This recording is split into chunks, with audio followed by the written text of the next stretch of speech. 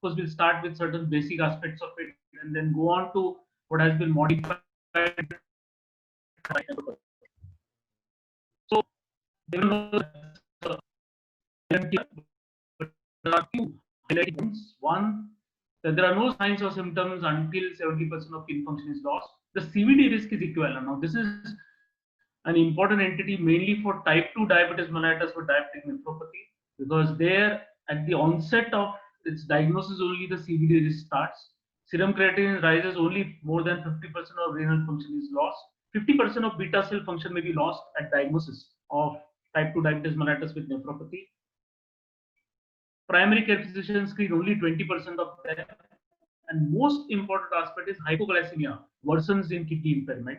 And even hypoglycemia could be a detrimental factor for complications. So that, of course, you have to choose your anti-diabetic in such a way that the risk of hypoglycemia is minimum. So we all know it's proteinuria, rise in BP, and drop in GFR. And these were the various trials conducted to know the incidence of diabetic nephropathy. The highest was noted by UKPDS, which was around 7% of all the type 2 diabetic patients. That is the incidence of nephropathy. Nephropathy is reported to be faster, having faster progression in India, and it is basically seen in less than 10 years of duration. So when you actually follow the timetable of diabetic nephropathy, most of them say that the renal involvement in type 2 diabetes should be around by 20 or 30 years. In South Asians and white Caucasians, we see that the progression is faster, as well as it is in much earlier in the duration of diabetes. So then it's naturally difficult to conduct the known figure for our CKD prevalence. But this was a study conducted where they studied 977 patients of type 2.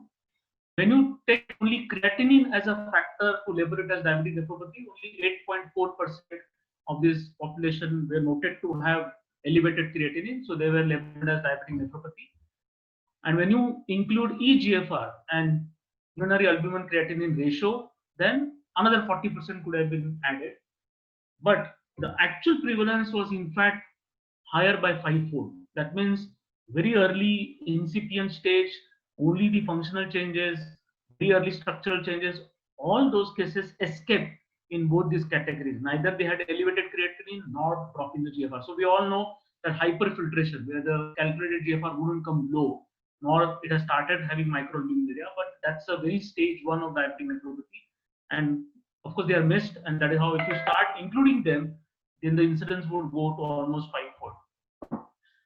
So risk factors, we all know there are genetic factors, inadequate glucose control and high blood pressure. But the point to be highlighted is that in India or in Asian population, these are some of the typical gene variant which we see. So there is a histocompatibility antigen DR34, which is very prevalent in India.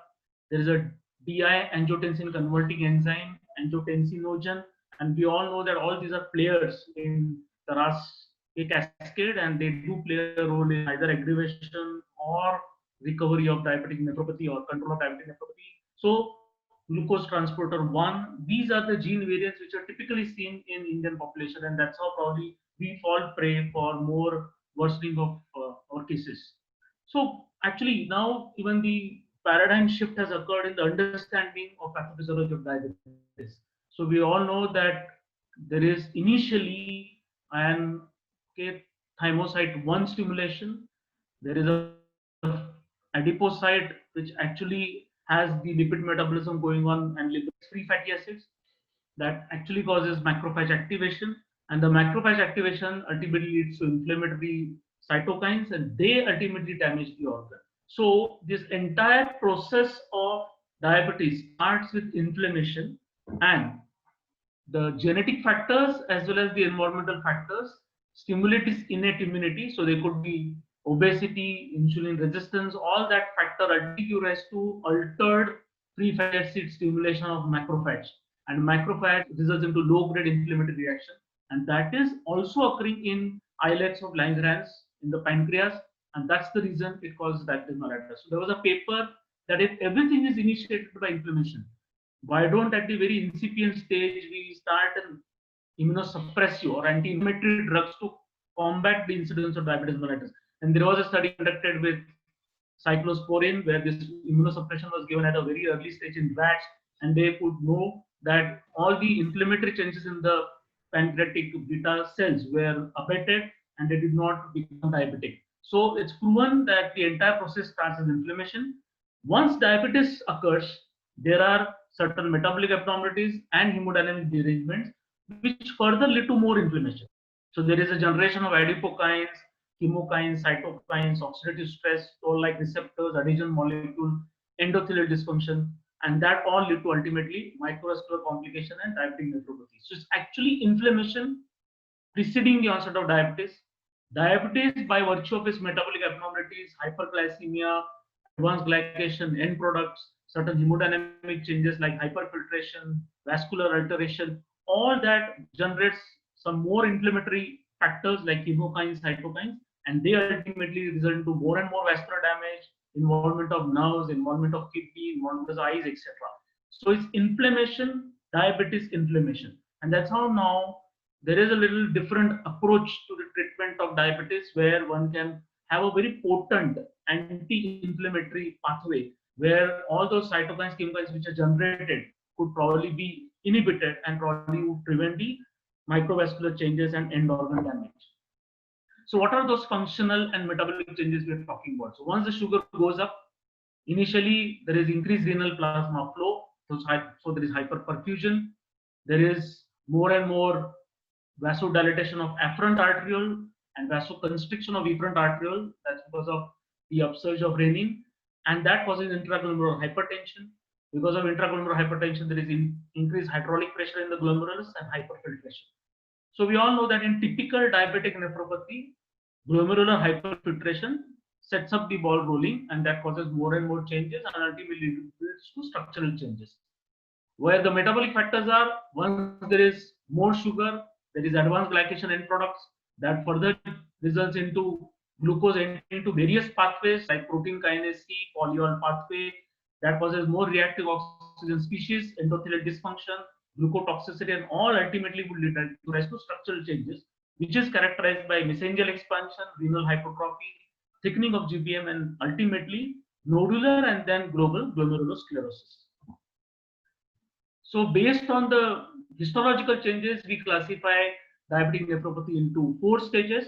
Initially, there are very non-specific changes in the light microscopy and very early GBM thickening. Then there is mesangial expansion. Then there is more mesangial expansion. Finally, Kimelson-Wilson bodies, and then advanced diabetic glomerulosclerosis. So that's our diabetic progression. Mind you, this is mainly seen only that typical diabetic nephropathy. But as we go ahead, we also know that there are some atypical presentations of diabetic nephropathy as well. But in a typical diabetic nephropathy, this is the pathophysiology which should find out. So what are the advanced glycation end products? In fact, it was earlier thought that they arise from non-enzymatic reaction between extracellular proteins and glucose. So there is excess glucose, there are extracellular proteins, these proteins will react with glucose and will form the advanced glycation end products. But now it is thought that it is actually intracellular autooxidation of glucose to glyoxal. So there is decomposition of the amidary product to 3-deoxyglucosone. There is fragmentation of glyceraldehyde phosphate to methyl glyoxal, and these glyoxal compounds are actually called as advanced glycation end products. Why this is important? Because now there are interventions going on whether we can block this pathway of intracellular autooxidation and minimize the formation of deoxyglucosone or glyoxal, and again inhibit this progression of advanced glycation end products, resulting into microvascular and other changes. So this is in a nutshell that you start with insulin resistance, there is beta cell dysfunction, which could be contributed by obesity, that leads to hyperglycemia, which further results into mitochondrial damage, reduction oxygen species, and then advanced glycation end products, and all those pathways result into more and more structural changes. At the vascular level, we have afferent arteriolar dilatation, but efferent arteriolar constriction, and that causes to intraglomerular hypertension and then hyperfiltration. So this is series of changes. Everyone is well versed with that there are nodular sclerosis. This is again a nodular sclerosis with advanced tubular tissue changes also. These are advanced global diabetic glomerulosclerosis. Normal kidney, as we see, the basement is thin, but in diabetic kidney, the basement is very thick. and this is well seen on electron microscopy. There's a significant thickening of GBM, which is the hallmark of diabetic nephropathy. Here you can see that the GBM is greatly thickened. So in short, what is the natural history of diabetic nephropathy? So all patients who are diabetic would probably follow this timetable. Mind you, again, this timetable is mainly applicable for IDDM because that has a very programmable presentation and a very programmable worsening. But in type 2, again, we see variety of varied changes which doesn't follow the right timetable. So ideally speaking, in IDDM, initially you will get hyperfiltration, then there is onset of nephropathy, microalbuminuria. So initially there are functional changes where there is increased GFR. Then there is a slight structural change like mesangial expansion. Then they go into overt diabetic nephropathy where the GFR starts falling, microalbuminuria becomes macroproteinuria, and then there is more and more mesangial nodularity, and finally glomerulosclerosis, which you call it as end-stage kidney disease. So this timetable is mainly followed in IDDM. So as you see, there's a typical curve, where initially there are functional, structural, microproteinuria rising, and if you see the time duration, by second year you'll get early structural changes. By 10th year you'll get good proteinuria. By 30 year you'll get the end-stage kidney disease, and the cardiovascular risk factor has been notified only almost in 30 years after IDDM duration. So this is a very typical presentation of IDDM. But what about NIDDM? There, right from the beginning, as you see the onset of diabetes or there are early functional changes, the cardiovascular death starts occurring. In fact, many of these patients don't result into end-stage disease because prematurely they die of cardiovascular disease. So this difference was little amusing because the pathophysiology is almost the same, and why they should have a very early cardiovascular death. Then it was found out that the endothelial dysfunction is greatly accentuated in type 2 diabetic nephropathy. In fact, when you use the word microalbuminuria, unless there is endothelial dehiscence, you will not get proteins appearing in the urine. So microalbuminuria is a surrogate marker of the endovascular involvement, and that goes hand in hand with even involvement of coronaries, and maybe that is the reason your cardiovascular death appears right when the microalbuminuria is about to set in. Again, this timetable of 2, 5, 10, 20, or 30 is often overlapping, so much so that at a time of diagnosis you can either get micro, diarrheal you can get diagnosis at macro, or you can get diagnosis at renal failure. That means patient would come with creatinine of 3, already proven features of diabetic nephropathy, and the onset of diabetes is just 6 months old, or it may be 1 year old, or probably they may not even know that they are diabetic. So it's a very typical presentation of type 2 versus in type 1, you have diagnosis, hyperfiltration, latency, micro, macro, and finally renal failure. So that's a basic difference between the two. So now we have non-modifiable and modifiable risk factors in diabetic nephropathy. So actually race is non-modifiable. So Indo-Asians, Africans, Hispanics, Native Americans, familial clustering, like there is in type 1 DM, more than 80% chance of developing DN in a relative. In type 2, it could be 14, 23, or 46% chance of getting diabetic nephropathy. That means there is a familial trait seen. Genetic influence, if there is age gene polymorphism, that's mainly seen in type 2, which is again non-modifiable, but they'll fall prey for this disease. Then type 2 receptor gene on X chromosome, low birth weight. In type 1, ESRD risk is higher in less than something like 20 years, okay? And there is no proteinuria till the age of 25% risk. So in short, these are set patterns because there is genetic inheritance and genetic variability. Those would be called as non-modifiable. So if they carry these risk factors, progression is not in our hand, and they will progress. But what are the modifiable risk factors? So once diabetic nephropathy sets in and they have hypertension, dyslipidemia, smoking, very poor glycemic control, obesity, they are on oral contraceptives, or they are on increased protein intake, all those could be modifiable if they well controlled, or you may retard the progression of worsening. It has been also found that there is some good correlation between insulin markers and GFR. So suppose you check a patient's insulin, and if fasting insulin is very high and concomitantly the GFR, probably you will find GFR being very low. That means these patients already have significant insulin resistance. Hence, their fasting of insulin levels are too high and GFR is too low. If your fasting insulin level is low, probably your GFR is well preserved. Okay, so there is an inverse relationship between the two. There is an index called as insulin resistant index. So how insulin has been released once there is glucose influx, and that follows this relatively a linear curve. That if the insulin resistance is low, GFR is better, insulin resistance is high. So that way one can guess the picture. The others are, okay, one can check the microalbumin level, one can check the GFR. So these are now considered to be beta cell function index or insulin sensitivity index, because they are mainly, okay, of research origin, and we probably don't calculate them in our day-to-day practice. But they can guide you that what is likely to be the relationship between the GFR and these markers. So in short, there are some risk factors, risk markers, which tells you about progression. So established risk markers are naturally their HbA1c is high, systolic pressure is high, albuminuria is high. There is baseline GFR at the start of illness is low. There is increased duration of diabetes. There are already some microvascular complications like retinopathy, peripheral neuropathy, increased age, and increased serum uric acid. They are proven factors for considering the progression of the illness. And then there are potential, which are just not probably proven, they are conflicting, but dyslipidemia, BMI, smoking, hyperfiltration history, then HDL cholesterol, all that may be one more clue for assessing the progression. Then, of course, there are consequences of its progression, that vitamin D goes down, hemoglobin goes down, uric acid excretion goes down. So if that you identify, probably it already means the prognosis is poor or it is already progressed.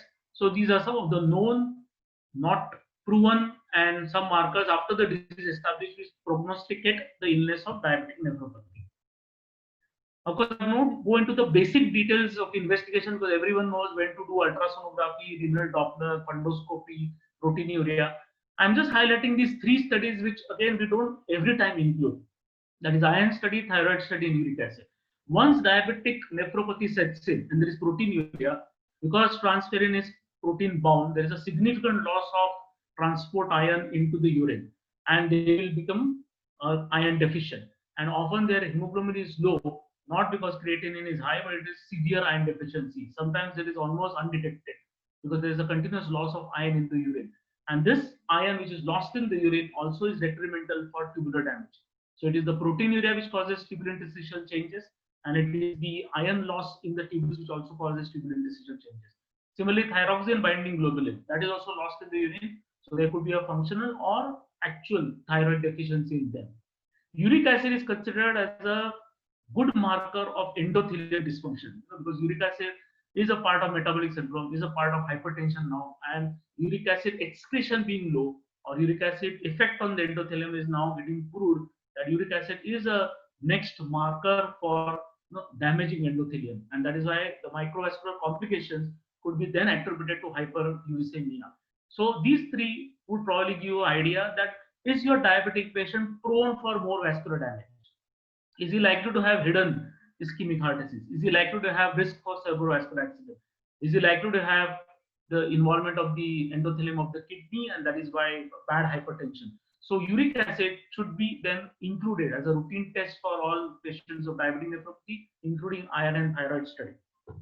Often the dilemma is, should we consider doing a kidney biopsy? So there are set markers when to do kidney biopsy.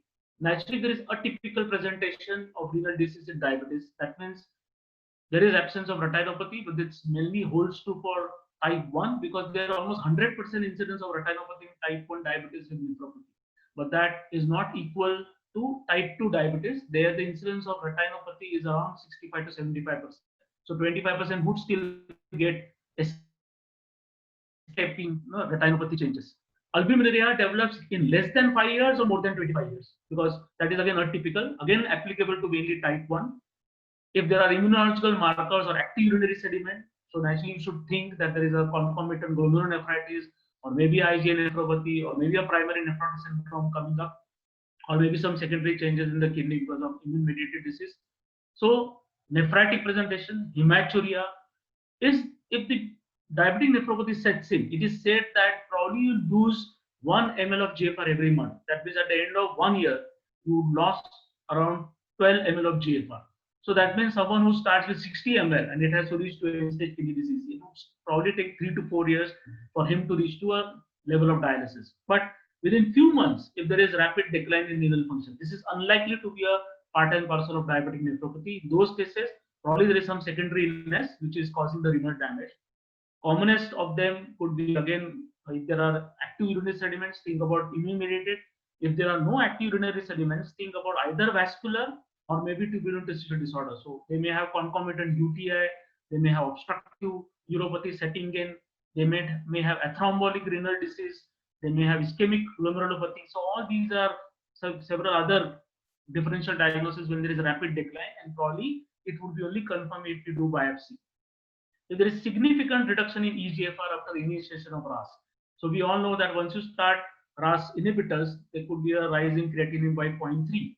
But if GFR just crashes down, that means, or the creatinine jumps by more than 0.3, could be a elevation by 1 or 2, then this is atypical of RAS effect. So probably he's already carrying renovascular hypertension and the GFR is neutralized or greatly reduced because he has received RAS blockers. In those cases, again, you'll have a high index of suspicion about vascular disease of the kidney, and one should then think about additional investigation. And of course, if there is acute kidney injury of any reason, then we may probably have to prove it by kidney biopsy in those cases. So same has been highlighted here that we are expecting progression as pre, then incipient, then overproteinuria, and then ESRD. Roughly, it should take 10 to 15 years, okay, where overproteinuria develops. But in case proteinuria develops in less than 10 years, think secondary cause. If rate of proteinuria progression is slow, and if the onset of proteinuria has been sudden and rapid, so ideally it should be slow. But if it is sudden and rapid, again think about some hidden cause. If evolution of proteinuria is atypical, that means development of overproteinuria without previous microalbuminuria, again this is not typical of diabetic nephropathy. So in all those cases, we think about the cases other than diabetic nephropathy, and we may do have to biopsy. What are the principles of management? So we quickly go through the goals of therapy. So these are the 5 elements by which you would like to treat the diabetic nephropathy. Often this first heading is something which is not emphasized by us: nutritional management. We have to manage hyperglycemia, we have to manage proteinuria, we have to manage hypertension. Many times in overt nephropathy, they will have edema, and that will be a challenging factor. So that we'll have to manage, and manage hyperlipidemia. So these are the certain goals in the management of diabetic nephropathy. So I'm just giving a hypothetical case where the nutritional intervention is just basically emphasized and not the other aspect. So it's a 64-year-old man presented to the hospital with complaints of generalized edema and dyspnea. Patient was known diabetic for 20 years, was on oral anti-diabetic agents and insulin, but he had poor metabolic control. He had no history of hypertension or cardiac disease. He had not undergone any major surgery. Vitals were okay. There was pitting edema. Systemic examination, there were minimum crackles in the lung base. And this was his biochemistry, where random blood glucose was 200, HbA1c was 8.3, creatinine was 1.2, albumin was very low, protein total was 4.5, calcium was 7.4, but the corrected calcium would be normal, phosphorus was 3.1, hemoglobin was 11.5, calculated EGF was 65. Ultrasound, as expected, revealed a large kidneys. So basically it was diabetic nephropathy with hypoalbuminemia, and we basically wanted to now design a nutritional intervention for the patient. So leave aside all treatment of metabolic control, that of course would be part and parcel of the management, but how nutrition can be assessed. So what are the nutritional goals in diabetic kidney disease patients? So one, of course, we have to optimize the glycemic control, blood pressure control, and lipid control. He has to have increased physical activity so that he can minimize obesity, and use of protein optimal diet and diabetes, and renal specific supplements to prevent complication of diabetes. So that probably could be the approach in the achievements of nutritional goals. What should be the carbohydrate intake? It should still be 45 to 65%, but the refined sugar should be less than 10%, and probably you should not use any sugar of high, or rather any carbohydrates of high glycemic index. We try to change from high glycemic index to low glycemic index, probably grains, fiber, fresh fruits and vegetables. Fruits and vegetables of low potassium would be naturally preferred with low phosphorus. So in short, our carbohydrate should be 45 to 65%, but of low glycemic index. What should be the fat intake? The saturated fat should be less than 7%.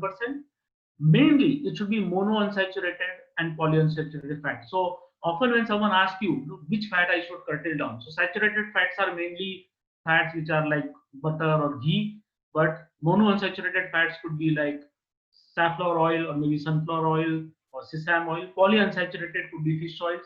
So these are the oils which will have a better mono and poly content, and they are much more useful than saturated fat. So saturated fat should be minimized. When you talk about sodium, naturally it should be as low as possible, 1.5 to 2.3 gram. 1 tablespoon of salt is roughly 5.75 gram, and of the salt, 40% is pure sodium. So almost 5.75 would have something like 2.3 gram of sodium, and that is usually enough. So all processed fresh foods and other elements containing high sodium should be avoided. In fact, everyone knows that sodium is linked with hypertension, but now it's a proven entity that sodium excretion promotes proteinuria. It blunts the response of ACE inhibitors and ARBs. It is now an independent risk factor for endothelial damage, inflammation, and oxidative stress. And this is with the help of this platelet activating factor 1. It promotes calciuria, renal stones, and osteoporosis. So we know that whenever there is increased sodium loss, there is increased calcium loss. So there is calciuria. High salt intake causes hyperchloremic acidosis that further causes osteoporosis. It is now emerging as a new risk factor for gastric cancer. And now it has been shown that the satiety center and the thirst center are adjacent to each other. So whenever there is increased thirst, because usually you are taking more sodium, there is a cross linkage to appetite center, and that causes increased appetite. So those who are having more sodium intake are also having increased appetite, and that's how they become obese. So now sodium has been an independent risk factor for metabolic syndrome. So that's why it's not just the control of hypertension, but for all these activities we have to. So often we have patients where we start giving good dose of ACE inhibitors and ARBs, but we don't get the required response. And now to check their sodium appropriate, because many times patient won't give the right story. In those cases, if you do urinary sodium and if it is excreting good amount of urinary sodium, it just confirms that is on very high salt intake. So you do a urinary sodium, tell them that no, your sodium intake is very high. Once that cut down, the same ACE inhibitor and ARBs will start acting. The proteinuria will come down once there is sodium restriction. The bones or the CKD BMD part is also not worsened because of high salt intake. So salt plays a very important role in the entire management of this diabetic renal disease. So in short, carbohydrate intake should be around 45 to 55%. Energy intake should be same. Sodium should be low. UPA should be high. Protein intake, even if it is to be restricted, it should be around 0.8 gram and not lesser than 0.8 gram. So many of our patients are already occupied with the thought that protein is dangerous and the creatine will go up, and many of them go into drastic low levels of protein, and that could be more hazardous. In fact, low protein diet, as all the studies shows, have been shown to have lesser hyperfiltration, decreased proteinuria, decreased uremic toxins, because uremic toxins are often byproduct of protein, decreased oxidative stress, decreased acidosis, because they are again amino acids, so that acidic load is reduced.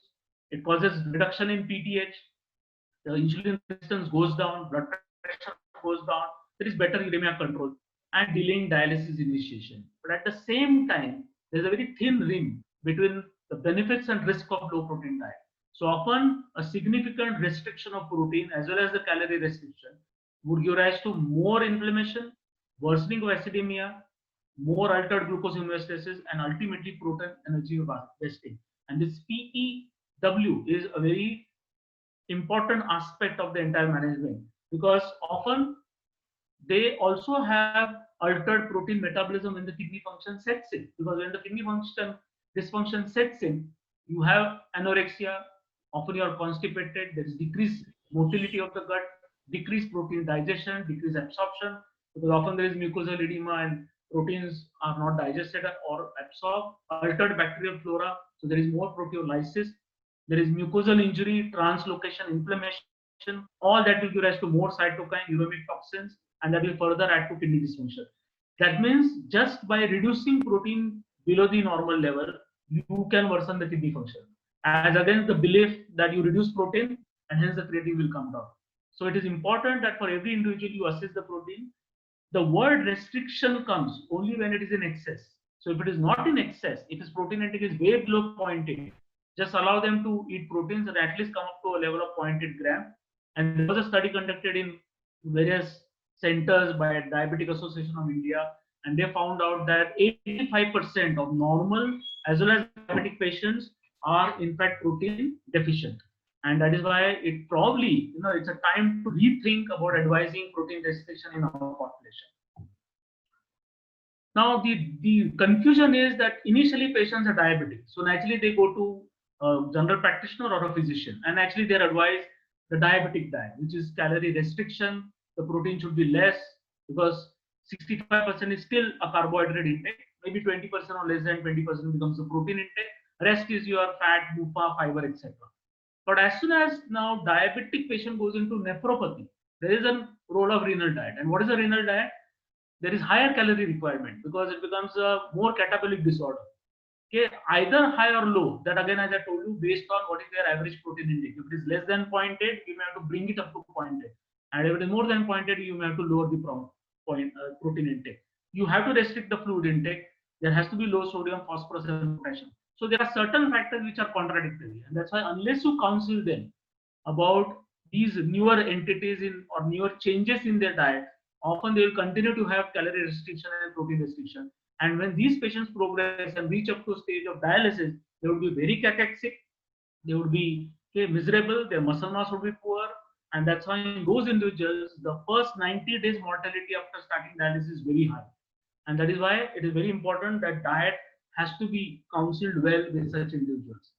So in short, the targets for control is your glucose control. RAS inhibition is extremely important, and okay, unless it is contraindicated, like there is hyperkalemia, etc.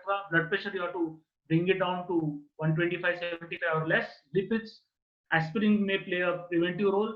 Smoking should stop. BMI should come down. Dietary protein intake should at least be 0.8 to 0.9. These are the basic principles of treatment of diabetic nephropathy. Now coming back to these headings like glycemic control. So of course it's proven in UKPDS trial that the risk of progression of albuminuria, the risk of twofold increase in plasma creatinine, the risk of plasma urea doubling, all would be directly linked to your glycemic control. So the poorer the glycemic control, these three factors would worsen. Better the glycemic control, it would improve. And these are the various anti-diabetic drugs for your armamentarium. So whatever are the into the square, they do not require any dose adjustment. So prefer glipizide. You might use even pioglitazone and linagliptin. The problem about pioglitazone is water retention. Even glipizide probably would not require adjustments, and similarly drugs like linagliptin probably would not require any adjustment. So these drugs are usually chosen by nephrologists whenever it comes to diabetic management with renal involvement. But there is a special role of incretin therapy in diabetic nephropathy. Incretin-based therapies might positively influence hemodynamic variables, metabolic factors, and inflammatory pathways, which you are talking about in the pathogenesis of diabetic nephropathy. In rodents, incretin-based therapies also prevent onset of morphological abnormalities of diabetic nephropathy. So the kidney is where DPP4 is expressed at the highest level for organ weight. So in fact, DPP4 is there in almost every tissue, but there's a maximum expression of DPP4 in kidney. And when you use DPP4 inhibitor, you are actually preserving incretins, and they are supposed to play a better role in the management of diabetes in such individuals. And in fact, in them, linagliptin is preferred because there's only 5% of renal excretion. Sitagliptin, Vilda, Sexa, alogliptin all have almost 75 to 85% excretion. So you have to always have constant dose adjustment as people progress in various stages of nephropathy. That wouldn't be applicable to linagliptin. So amongst all gliptins, linagliptin is preferred. In fact, this is a study which shows that in healthy kidney, you can see that there is hardly any DPP4 presence. But as soon as DP4 is absent in the glomeruli, podocytes are healthy. Okay, but as soon as there is diabetic nephropathy, so this is a healthy kidney, DPP4 is sparsely there, the podocytes looks okay, the membrane looks okay.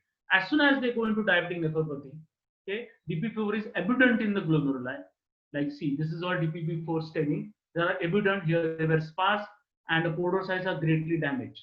So there may not be DPP4 expression in healthy kidney, but once there is diabetic nephropathy, there is almost four-fold increase in its expression. Podocytes look normal in healthy kidney. Podocytes are damaged in the diabetic nephropathy. So there is a definite role of DPP4 inhibitor. In fact, it has been shown that albuminuria lowering effects seen with linagliptin is independent of HbA1c in BP reduction. So naturally, it doesn't play a role with BP. HbA1c reduction is independent, and albuminuria lowering effect is independent. That means there is a direct effect on podocytes. DPP4 inhibition, which are there in the glomeruli, are directly inhibited, and that is how there is a great role of linagliptin. So every patient of diabetic nephropathy at least should be on one gliptin, preferably lina, because it does not have any renal clearance. Now there is an increased emphasis on this SGLT2 inhibitor for glycemic control. So we know that this is a normal GFR, this is macula densa, this is the SGLT2 where your glucose transport along with sodium transport occurs. But once there is diabetic nephropathy, there is alteration in this mechanism. The afferent arteriole is dilated, efferent is low, and there is increased intracranial tension. There is increased sodium and glucose reabsorption because whatever afferent arteriolar excretion occurs, that is rapidly absorbed. And once you intervene with SGLT2, again there is restoration of the afferent tone. So, in fact, if this is the hyperfiltration stage of diabetic nephropathy, and this is going to get neutralized with SGLT2 inhibitor, probably it won't be wrong if I state that SGLT2 inhibitor is the only drug which can reverse the early stages of diabetic nephropathy. This effect is not even seen with ACE inhibitors. So, in fact, every patient in their very early stage of diabetic nephropathy, where they are in stage where microalbuminuria is absent, you start them on SGLT2 inhibition, probably their nephropathy can be neutralized. They may not progress to higher stages. So, in fact, now they are also working that whether we can modulate both afferent and efferent arteriole. Afferent arteriolar restoration is by SGLT2, efferent is by RAS blockers. So, if I combine SGLT2 inhibitor with RAS blocker, probably there will be more potential synergistic renal protection. And the people are working on this combination in one drug. Next important thing is you have to manage albuminuria. Now, use of ACE inhibitor or ARB in normotensive patients with diabetes and albuminuria level of more than 30 who are at high risk of DKD or risk progression. That means we are only using when there is albuminuria set. It is not to be used if there is no albuminuria. That means people have thought of polypill, whether we can give ACE inhibitor therapies right from the beginning so that prevents. No, it has no role for primary prevention. Yes, it has some role when there is microalbuminuria sets in. And this is basically your GFR, okay, normal. There are the drugs acting on afferent arteriole which are vasodilators and efferent angiotensin, and this is how your autoregulation occurs. Why I'm showing this diagram is that often we see patients who are on amlodipine, hydralazine, or maybe even other vasodilators. These are good antihypertensives, but they will mainly dilate afferent arteriole. They don't act on efferent arteriole. And if they are controlling blood pressure by afferent arteriolar dilatation, you are actually increasing their intraglomerular pressure and causing more proteinuria. Versus if you use ACE inhibitors, ARBs, and now these newer calcium channel blockers like cilnidipine, ifeanodipine, denidipine, then probably you are not much acting on afferent, you are dilating efferent, but your glomerular pressure is in fact decreased because there is a combined effect on the two. There is no efferent arterial constriction, and that becomes an anti-proteinuria. So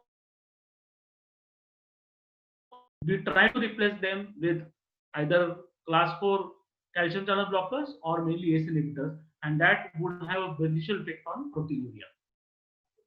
So RAS blockade, is it the initial choice of therapy? Yes, multiple trials have powered for kidney outcomes demonstrated advantage of RAS blockade for slowing progression, but all of the appropriately powered trials that demonstrate this effect are in individuals with advanced stage 3 CKD who also had proteinuria more than 500 milligrams.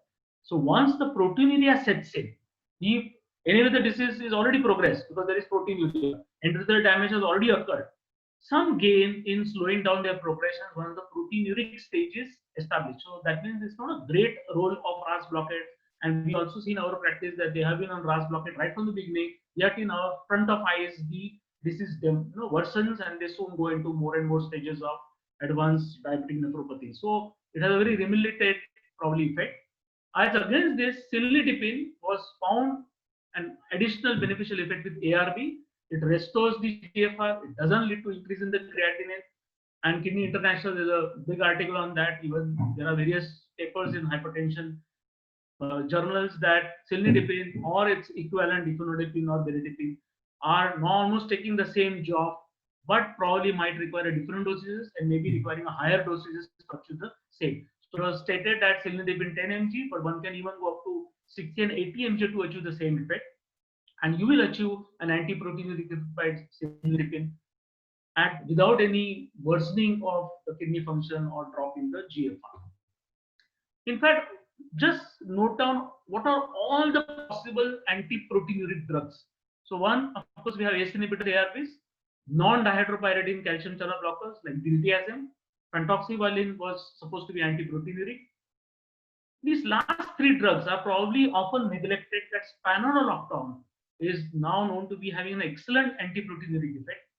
Indapamide, which is a distal diuretic, also has an anti-proteinuric effect. Lacidipine, which is not yet available, but that is also supposed to have a better anti-proteinuric effect. So we should use drugs in our armamentarium in such a way that you achieve anti-proteinuric effect by multiple drugs. It need not be just by antihypertensive. It can be by drug modulators like pentoxypyrin. It could be diuretics like spironolactone or indapamide. When we have multiple drugs acting as anti-proteinuric, probably will achieve your goal of minimizing proteinuria.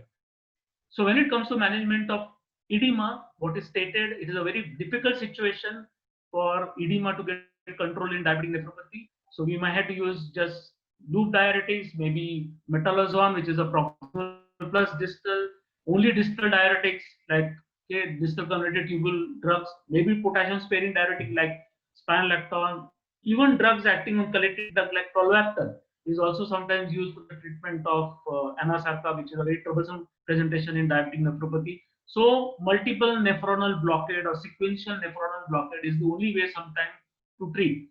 In them, why don't we now consider in mildly proteinuric patient indapamide, which could be achieving both mild edema as well as anti-proteinuric effect.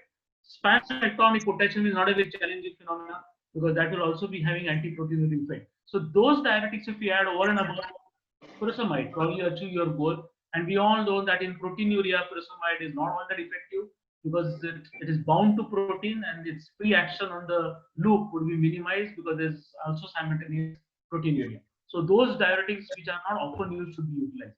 In fact, Flack JR did a lot of study and he has stated that the use of a diuretic will often be helpful in patients who already have renal insufficiency since food overload is an important cause of hypertension and may enhance the effectiveness of the drug. With RAS, indapamide is a distal diuretic which by actively excreting sodium lowers the blood pressure, and microalbuminuria and control of blood pressure in diabetic patients seen by indapamide was as effective as captopril. So he's almost equating indapamide with captopril. That means ACE inhibitors, which we also heard as a very powerful antiproteinuric.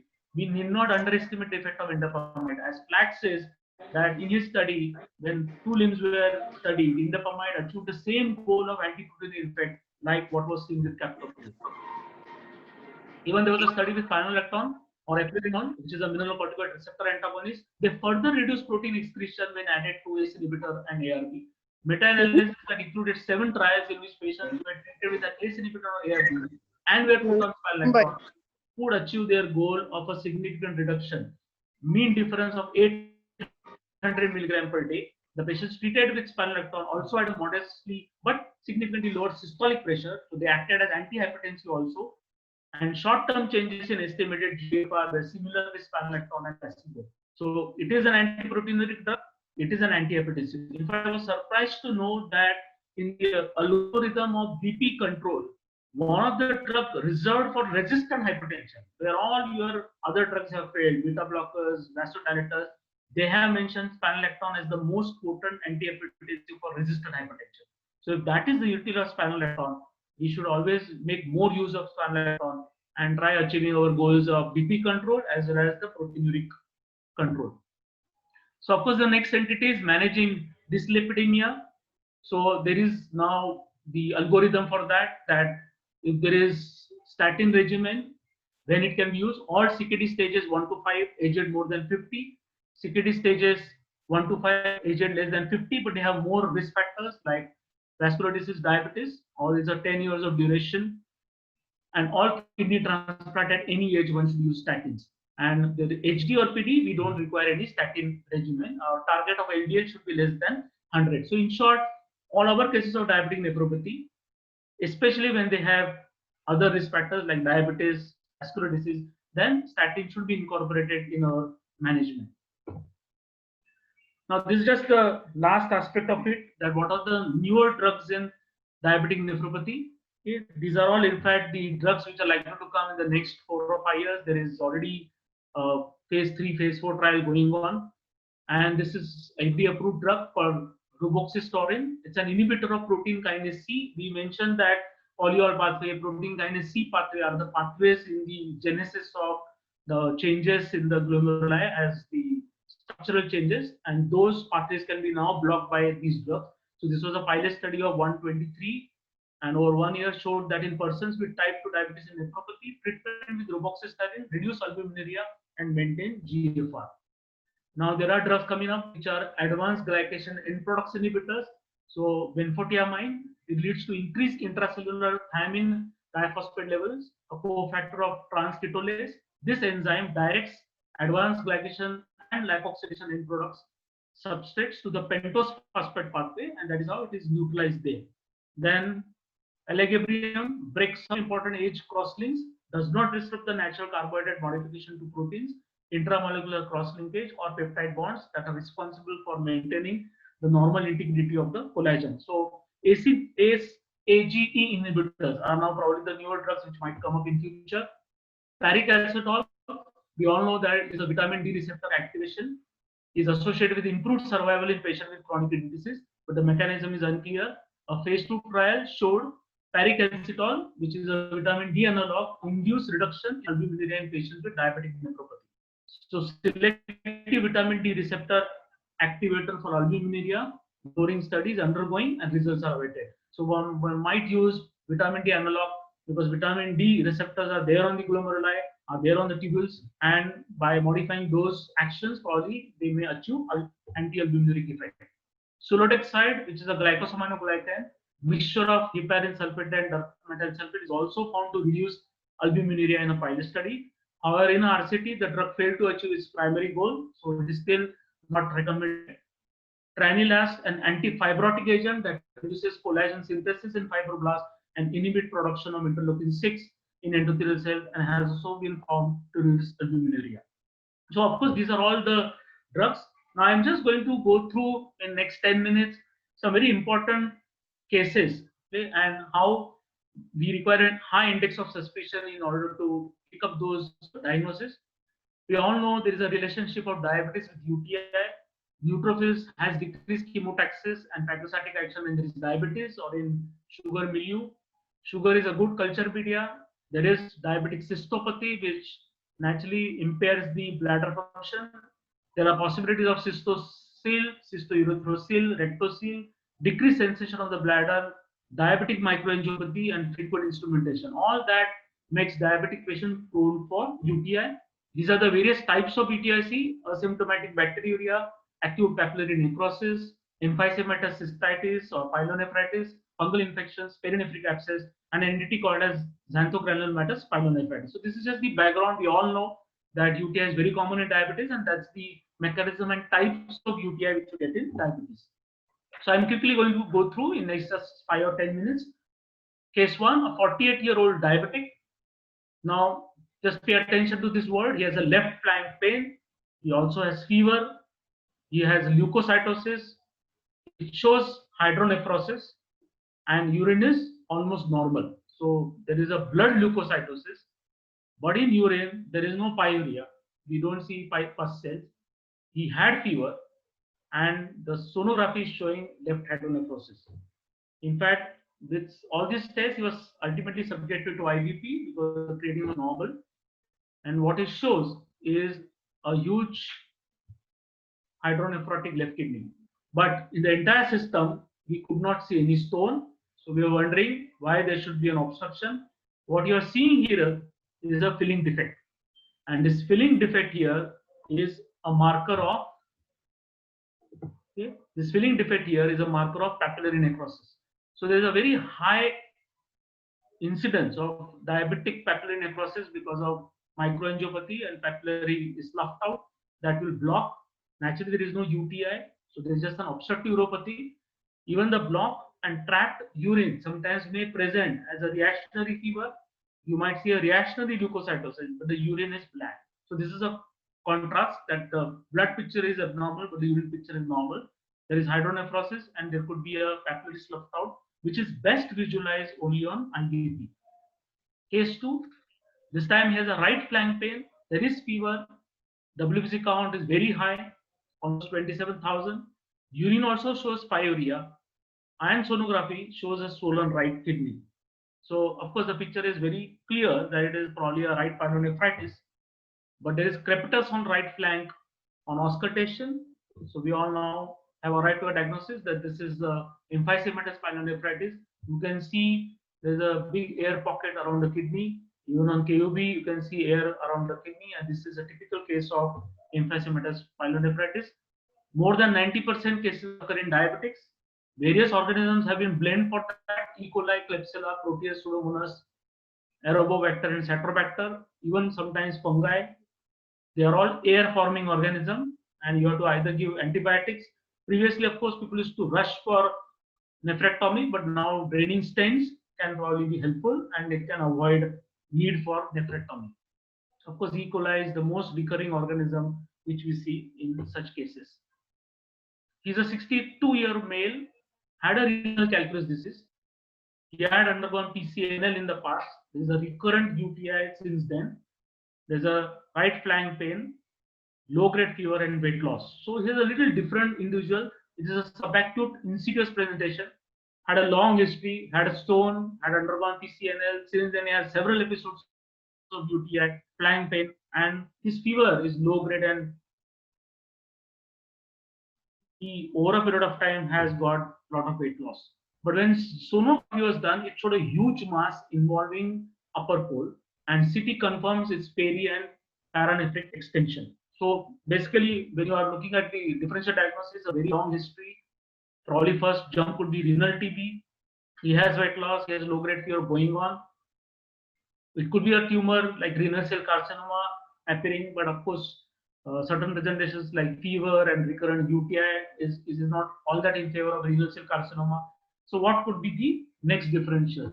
So, in fact, this condition matches with xanthogranulomatous pyelonephritis, which is an infection called as Proteus mirabilis. There's an abnormal lysosomal function of macrophages. So, there are lipid-laden macrophages called as xanthoma cells, which results into chronic infection.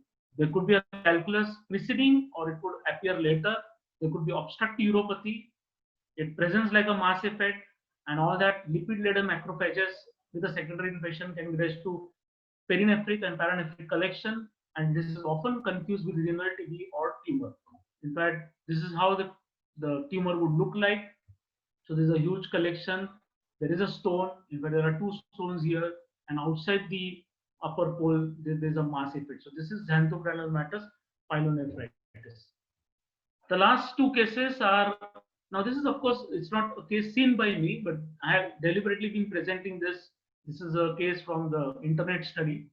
A 58-year-old man presented with a 3-year history of chronic and intermittent hyperkalemia, requiring recurrent attendances to the emergency department for urgent treatment. His medical history included secondary diabetes mellitus following a bout of acute pancreatitis and a previous splenectomy for a spontaneous splenic rupture. He also had a history of prolonged use of NSAIDs for back pain and painful neuropathy. He was not on any medication or diet that would cause a raised serum potassium level, and his renal functions were normal. So he had a normal creatinine. He was on a basal bolus insulin regimen, but his diabetes control had been poor for several years. As the hyperkalemia had gone on for so long in the presence of normal function, he went on to have further tests.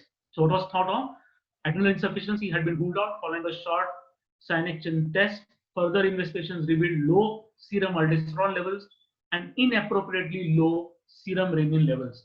So basically, what he had was hyporeninemic hypoaldosteronism. He was then treated with fludrocortisone and furosemide, and his serum potassium ultimately leveled to normal.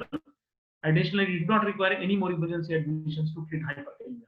So even with normal renal function, diabetic individuals can have involvement of macula densa, and they can have presentation in the form of hyporeninemic hypoaldosteronism. So in fact, it's thought that this could be a direct injury to juxtaglomerular cell. It can have defect in the conversion of prorenin to active renin. It can give rise to autonomic dysfunction and then reduce beta adrenergic stimulation. So the sympathetic contribution to renin stimulation is gone, and a primary increase in renal salt retention. And once there is volume expansion, naturally it would suppress the renin. So renin suppression with aldosterone suppression, that is hyporeninemic hypoaldosteronism, is a type of renal tubular acidosis. We know it is type 4 RTA. Aldosterone deficiency is the hallmark, and that results into failure of hydrogen and potassium secretion in the collecting ducts, disorders in sodium reabsorption in the distal tubule, and hyperkalemia induce impaired ammoniagenesis in the proximal tubule. The net effect is a reduction in potassium excretion, resultant hyperkalemia, acidic urine due to loss of ammoniagenesis, related buffering capacity of the urine, and hyperchloremic metabolic acidosis. So that's how these are the features of type 4 RTA. And for intractable hyperkalemia, recurrent hyperkalemia, one should keep that in mind in diabetes. 55-year-old male, this is the last case, type 2 diabetes for 20 years. Blood pressure is absolutely normal, 134/74, just requiring 10 milligram of cilnidipine. No proteinuria. Creatinine is high, 4.3 milligram per deciliter. It's progressive, but okay, not all that very aggressive progression. Uric acid is very high. There is no diabetic retinopathy. And kidney biopsy, which was done considering that there is some kind of non-diabetic renal disease, just showed mild mesangial expansion and arterial hydronesis. So I repeat the case that here is a little atypical presentation. Patient is type 2 diabetes, BP is normal, proteinuria is not there, creatinine is certainly high, uric acid is high, there is no diabetic retinopathy. And in order to search the cause for non-diabetic renal disease, when biopsy was done, it just showed certain changes matching with early diabetic nephropathy, but not really concomitantly matching with 4.3 creatinine, where we expect a lot of damage in the kidney. So what is this entity where it is diabetes, it is some renal involvement, we are not able to confirm non-diabetic renal disease, and there is no proteinuria. So in fact, now there is a new term which is called as non-proteinuric diabetic nephropathy. Okay, so this is in fact the entity we are talking about, because once it is diabetic, you have chronic inflammation, metabolic stress, vascular injury, you get endothelial dysfunction.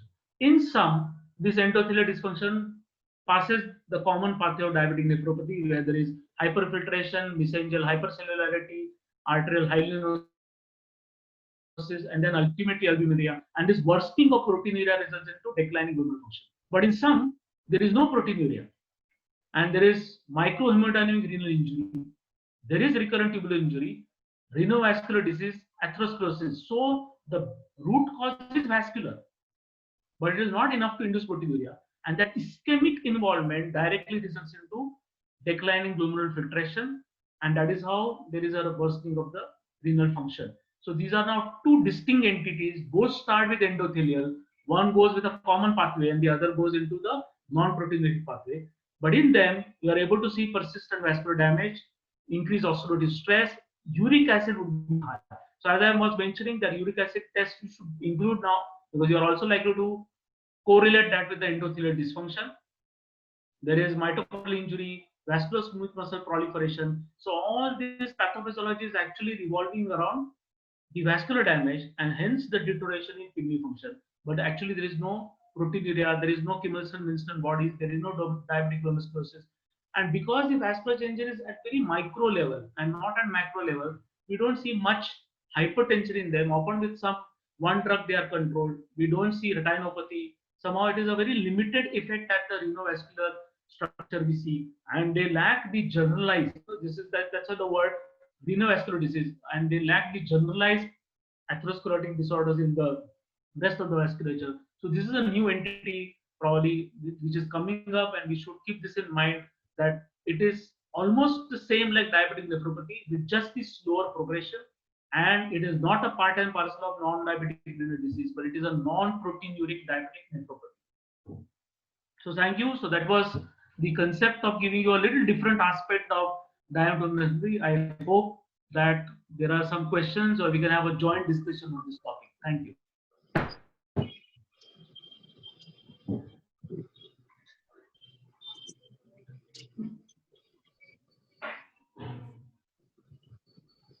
Dr. Mukesh, Yeah. very good coverage of diabetic nephropathy. Thank you, sir. What is it is said that nephrologist has to be a good diabetologist. Correct. In future, 50% of more than 50% of our practice is going to a diabetic kidney disease. Correct.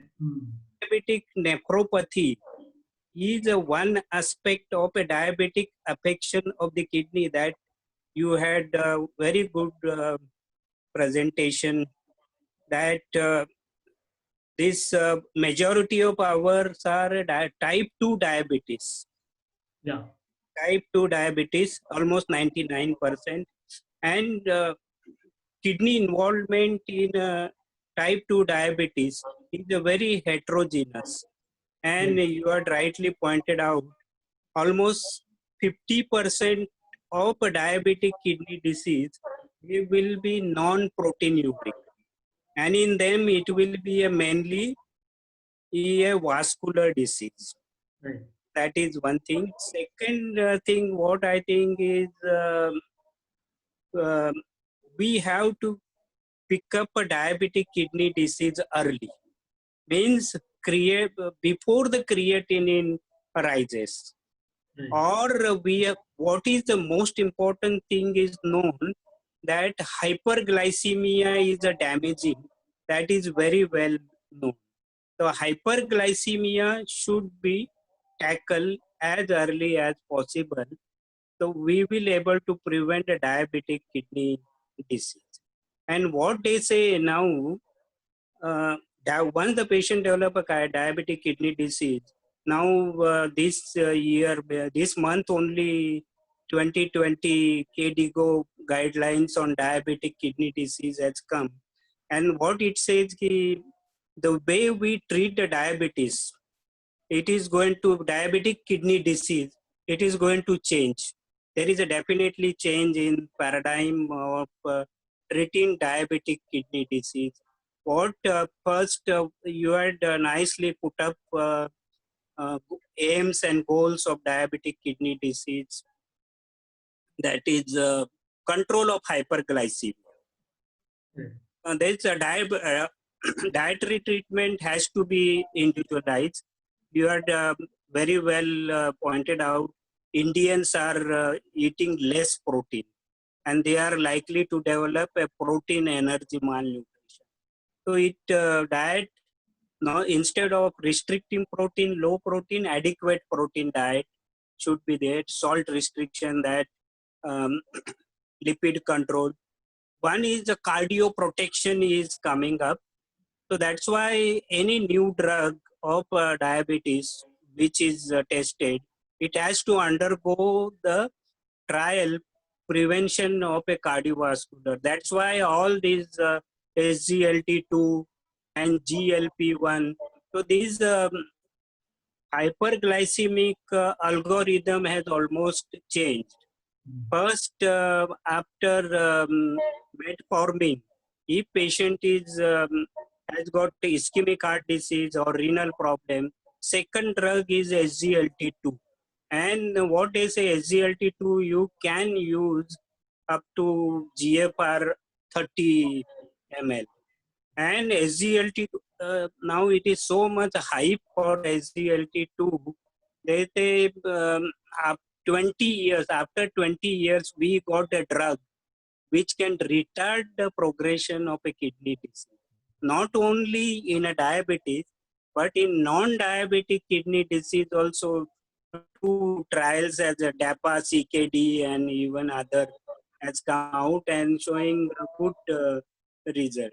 So usually now hyperglycemia, insulin is going down, sulfonylurea is going down, and metformin, SGLT2, GPL1, and DPP4 inhibitors are coming up.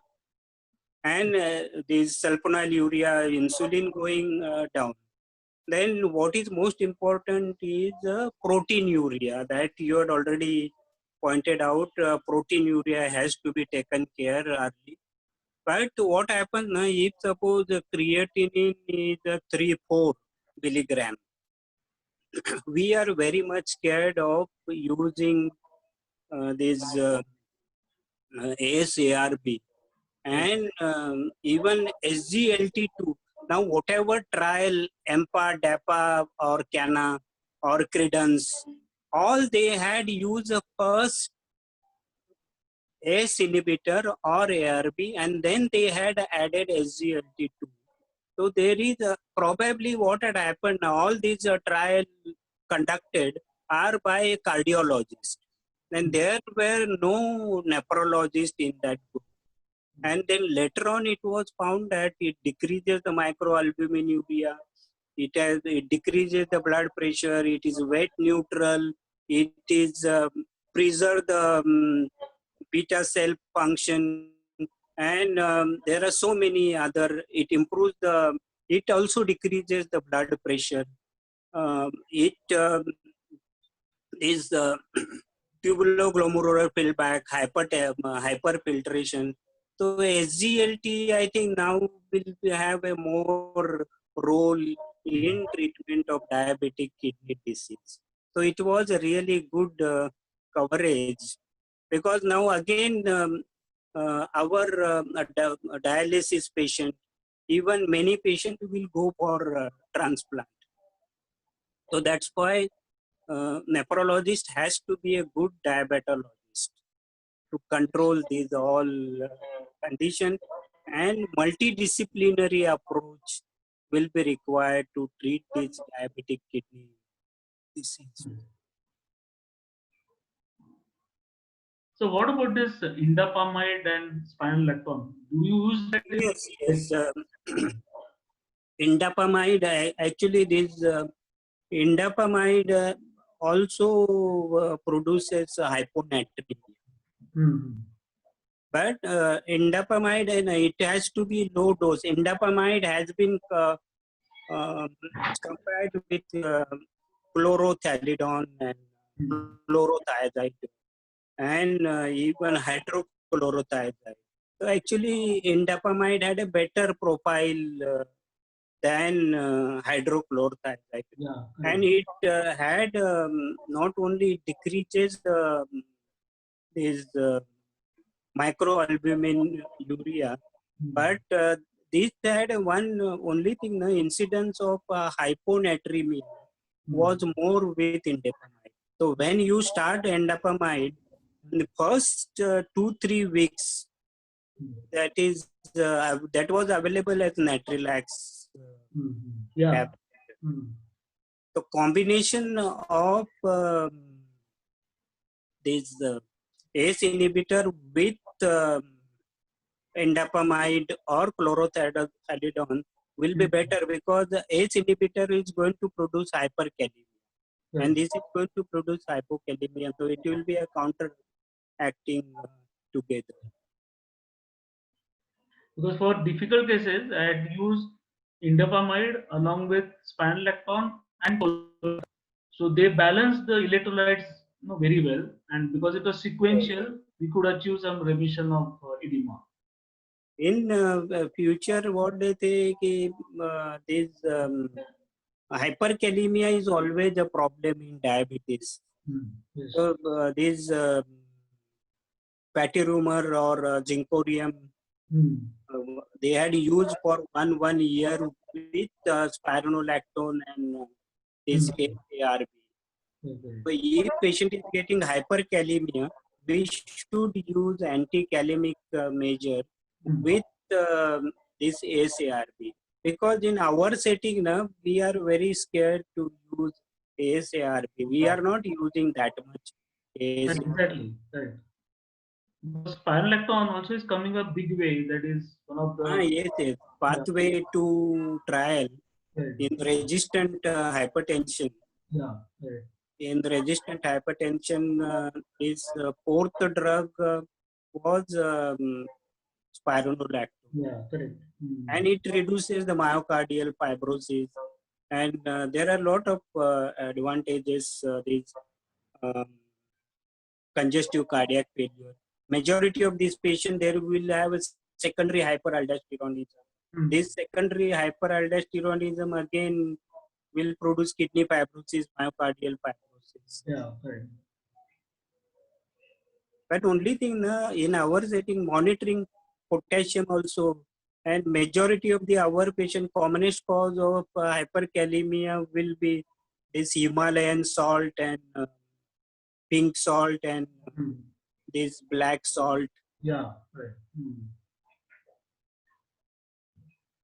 So one of the vascular pathway they said is that glycosaminoglycans, heparin sulfate, and all that. So they had used heparin in as a prophylaxis in stage 3 onwards in one of the paper. But So it is not well proven. Yeah, correct.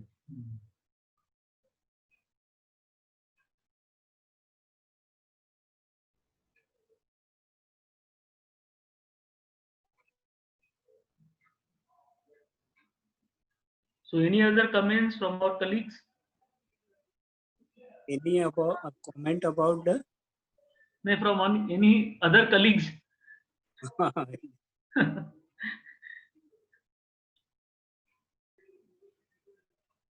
think most of them are muted by someone.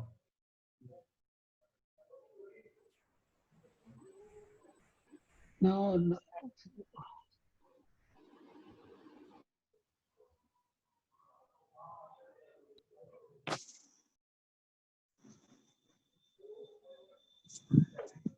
Okay. It was a great lecture, sir. I mean, diabetic nephropathy still remains like the most common disease which we encounter. And I feel it is the disease where we feel the most helpless. I mean, diabetic kidney disease patient आता है तो we have to give them a prognosis कि अभी ये आगे जाके kidney fail होने का chance है वगैरह वगैरह. So that is really depressing. Actually, we are looking forward to some new drug and to delay this progression with whatever we can. I mean, I hope this helps us. But the patient always comes very late to us. Yeah, correct. So that is very bad. I mean, as sir said, we need to change the practice. The diabetologist, there will be a lot of opposition from diabetologists, isn't it? Yeah, but now once in a blue moon patient comes who has no problems, but he just wants to rule out that is there any renal event. So that slowly awareness is improving among. This is increasing. Yeah, correct. So they are now actively looking for any kidney involvement. Before even GP tells them, those go for health checks and all. So the public awareness should be more. Yeah, correct. The public awareness should be more than anything else. The time has come where for super specialists, we need to take some more initiative for direct public awareness. We should have more patient education programs and general population based. Now, of course, with the help of webinars and also we can spread this message. As it reaches to more, I think more people will directly come to us, at least for the renal evaluation. There is Mumbai Municipal Corporation has taken a lead. We take the diabetes early and take the kidney disease early. Right. And all these peripheral hospitals, they have started a diabetic clinic.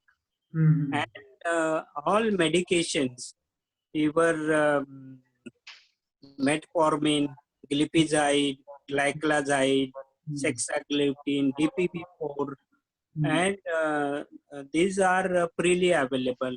Atorvastatin is freely available. And this endocrine department and diabetes department, they go and train these. Okay. We did ICMR survey from Kulaba to Sion Okay. to just find out CKD. It was ICMR CKD. What is the incidence of CKD in Mumbai? So in that now one was diabetes, new diabetes detection was very high. Every third or fourth patient is a diabetes, and that is uncontrolled diabetes. What is the most important thing in a diabetes? It is a diet than the drug. Diet control is most important. And all now, if is prevention is the most important. Hyperglycemia. If hyperglycemia, there will be what is called as metabolic memory. If you treat the hyperglycemia early, they may not develop this diabetic kidney disease. Then even diabetic patients now their parameters are changing. I just came across a term called as area under curve glucose or peak glucose. That means patient takes meal at 12. Between 12 to 2, whichever is the highest value, that decides whether he is diabetogenic or not, rather than 2 hours postprandial. So often they will have a peak at first hour, and then it might level down by second hour. But he is still diabetic.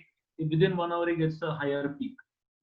So, and that is how those patients can be picked up earlier rather than conventional.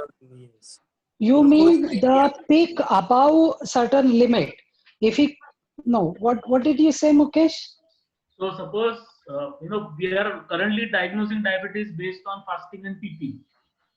But actually, so above the threshold level, if it goes like suppose above 180, then he is diabetic. Correct. So even in normal individuals, even first hour peak should not be beyond the limits, because you should have enough insulin to not allow sugar even after 1 hour of your food intake.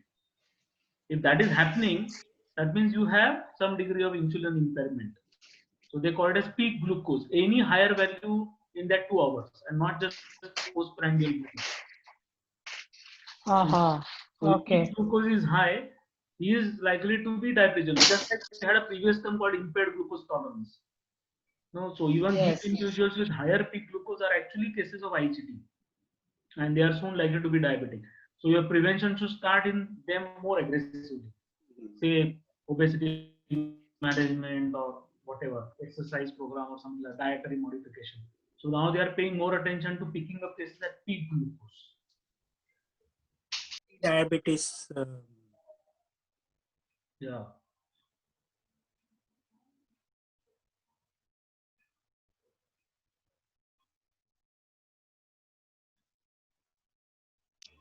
Good presentation, Mukesh. Yeah, no, the idea was just to re-stimulate everyone. I know. Nice. Very good. So we end up with the meeting, and soon we'll meet for our own group. Yeah. Soon means just now?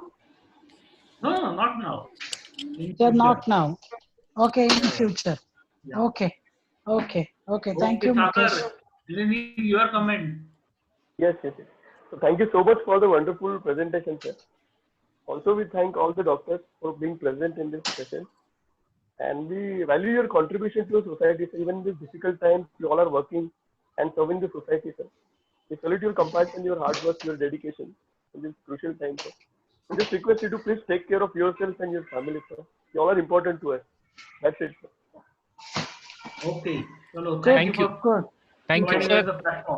Yeah, thank you, sir. Thank you. Looking forward for future opportunities. I mean, like you said, Patient Connect also, we are ready to provide that opportunity. My team can call the patient and gather them. I mean, and you can have a program for the patient. So we'll do all the logistic part of it. You just organize program and let us know. We'll be there to support, sir, at all levels. Yeah. Thank you. Yeah, very good. Very good. Thank you, everyone. Thank you, sir. Thank you. Take care, all of you. Thank you. I'm ending the session with your permission. Yeah. Thank you, sir.